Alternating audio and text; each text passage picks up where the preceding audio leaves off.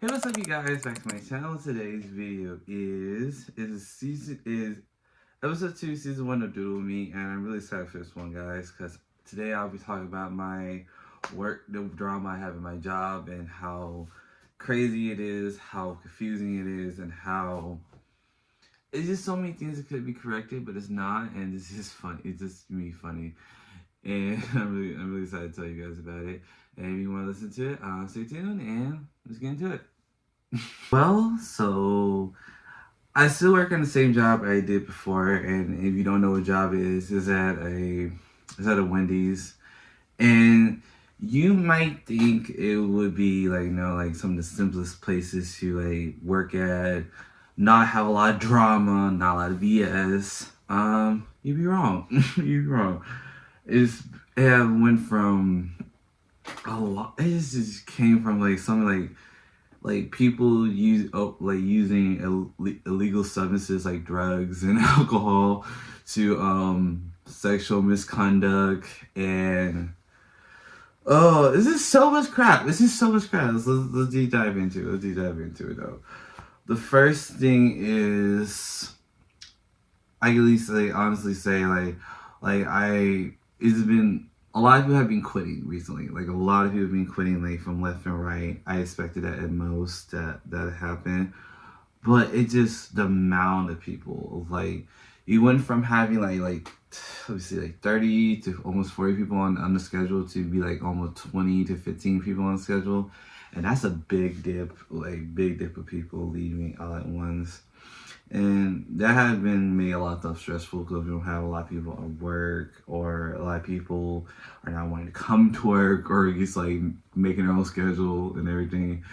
And the funny fact about that is, like, for 2 weeks I had made my own schedule, and everything. And what I mean by that is, they didn't have my name somewhere in the system for a minute. Like, I was still getting paid everything, guys, so don't worry about that.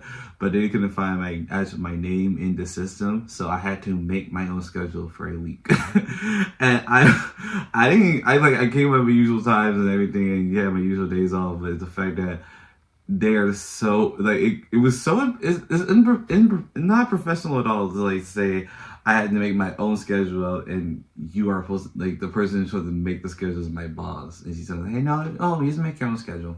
I did take a full advantage of that, and I still had a good time at work, and still got the hours I needed. It was just, I made my own schedule, and then it got even worse. When like we had like a new manager come in. We're gonna call him C. And me don't like C. I'm gonna keep it cool with you guys. Keep it hood. Not even hood. I'm from the hood, but I'm also from the country, and then I'm also from. I live in the suburbs a lot of times, so it's kind of like a weird mix of all three. You know what I mean? But but me don't like C, because C is I can say what I want to say. He's a dick. He's just very he's just not. He's not like your homeboy, like somebody you would chill out with all the time and everything. He's like somebody you call on if you need to like talk about finances, like that type of friend. But this is like he's like that type of friend you call about, you want like do like adult stuff, like pay taxes, like do bills, architecture, like stuff like that. Not somebody you was casually hanging out around with all the time. Not because you don't like them, it's just because it's not their thing.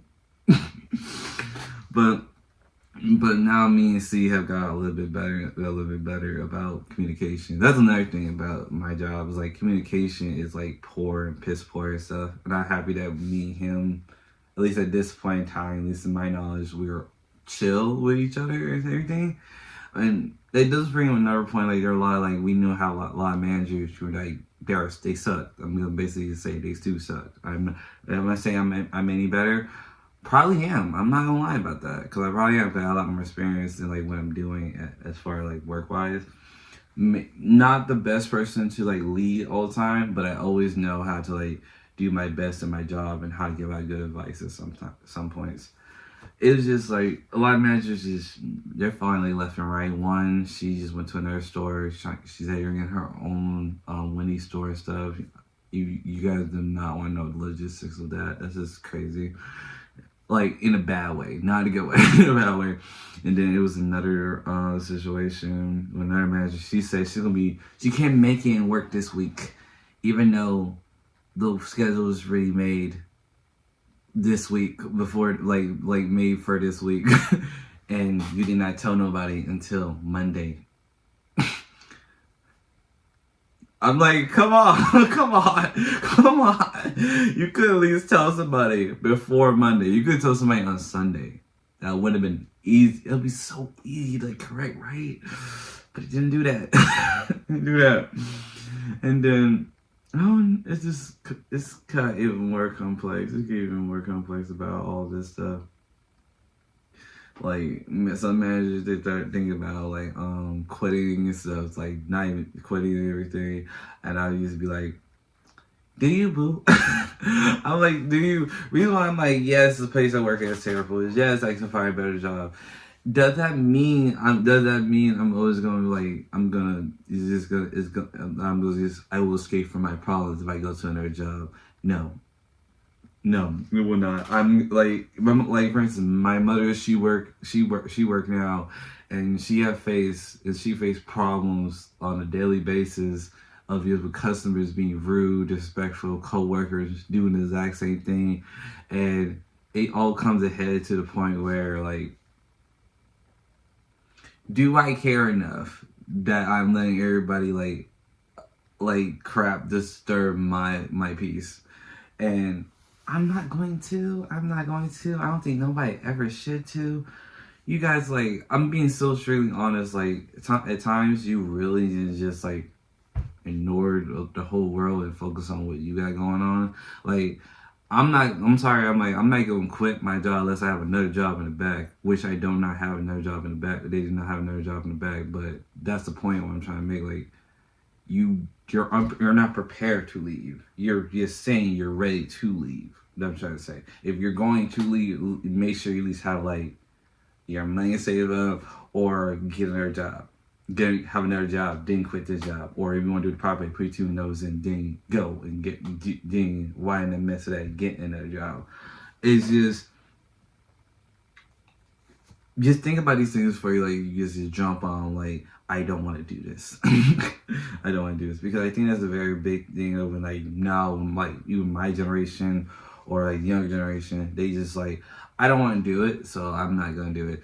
Is it fair that we had to you had to do some things that are not necessary for you? Yes, but is there a order to it? Yes, you have to respect that part at least. If it's on something that's need to be changed because different standards are established and stuff, that is perfectly understandable and stuff. But don't just say I'm gonna change everything, and that will just fix everything. No, it's going to end up with the same crap sometimes. I promise you. It's the moral lesson of jobs. You end up with the exact same stuff, or you end up to be a entirely different person. Which I kind of need to talk about this story because this has been on my mind for a second. It was this young lady. I'm going to call her, S. We'll call her S. I'm just giving everybody initials and stuff for all these stories and stuff. So disregard. But S, as she was, how do I say? She's a job. Get down to it. She's Jehovah's Witness. She's a good girl. She's a good girl. From beginning, but not at the end.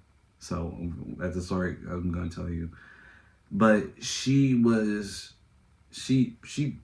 basically got turned out to be a bad girl, or trying to be a bad girl by doing unhinged things such as doing sexual acts for people that she barely know. We're just gonna go with that. Okay, we're gonna start with that part. And I'm just the worst part of it, I didn't hear about it from I heard about it from like my coworkers and stuff. I'm like, yeah, this is not true. This ain't true. This ain't true. This ain't right. Because I remember when I first met her, she was so scared, so timid. She was a sweet girl. And those Jehovah's Witnesses, like, let you know, people who are Jehovah's Witnesses, they don't go to, like, sometimes they don't go to regular school. They mostly do homeschooling and stuff. So that's like, she's just doing homeschooling the whole time, homeschool this whole time. It was the fact that she will, like, the development was not understandable. Like it's so hard to figure out. Like, you went from, I'm gonna be very honest, a very like a church going girl, like that everybody can like bounce off, chill with, say she's a good person, to a thought box.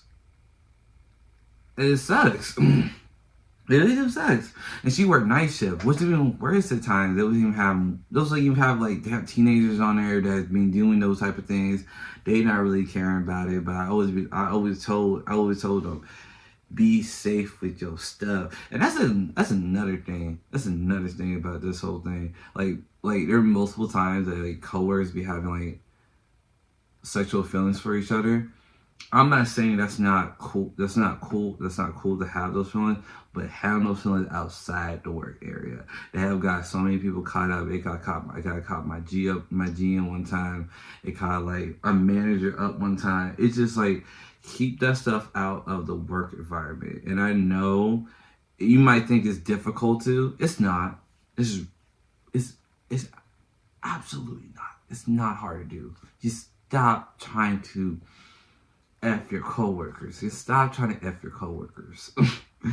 And there's like I'm really thinking, like, speaking from my heart right now, because it's kind of sad to me that like you have to find comfort in the people that you say you didn't find comfort in at the beginning. It's a lot of times it was like I had a coworker who sexually harassed me all the time, but I realized he had a crush on me and I didn't understand why. Like I give you like just a relationship. He was a manager. I was a crew member. We never hanged out. And that's literally the length of it. We never hang out. We always just work with each other. It was always a work-based relationship.